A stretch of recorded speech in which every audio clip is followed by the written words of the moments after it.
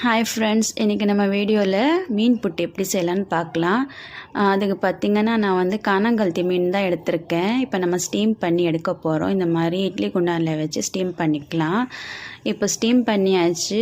இதில் இருக்கிற முள்ளெல்லாம் எடுத்து ஒரு தனியாக பிளேட்டில் வச்சுக்கலாம். அடுத்ததாக ஒரு கடாயில் எண்ணெய் ஊற்றிட்டு கொஞ்சமாக கடுகு ஆட் பண்ணி ஃபைனாக சாப் பண்ண வெங்காயம், காரத்துக்கு ஏற்ற மாதிரி பச்சை மிளகா, அடுத்ததாக வந்து கொஞ்சமாக கருவேப்பிலை, இது எல்லாத்தையும் போட்டு நல்லா வதக்கிக்கலாம். வதங்கினதுக்கப்புறமா கொஞ்சமாக ஒரு ஸ்பூன் அளவுக்கு இஞ்சி பூண்டு பேஸ்ட்டு, அதுக்கு அடுத்ததாக பார்த்திங்கன்னா நம்ம முள்ளெல்லாம் எடுத்து வச்சோம் இல்லையா மீன், அதையும் இதில் ஆட் பண்ணிக்கலாம். இப்போ நல்லா மிக்ஸ் பண்ணி விட்டுட்டு இதில் வந்து 1/4 ஸ்பூன் மஞ்சள் தூள், தேவைக்கு ஏற்ற மாதிரி நமக்கு காரத்துக்கு ஏற்ற மாதிரி மிளகாத்தூளையும் ஆட் பண்ணிவிட்டு உப்பையும் ஆட் பண்ணிக்கோங்க.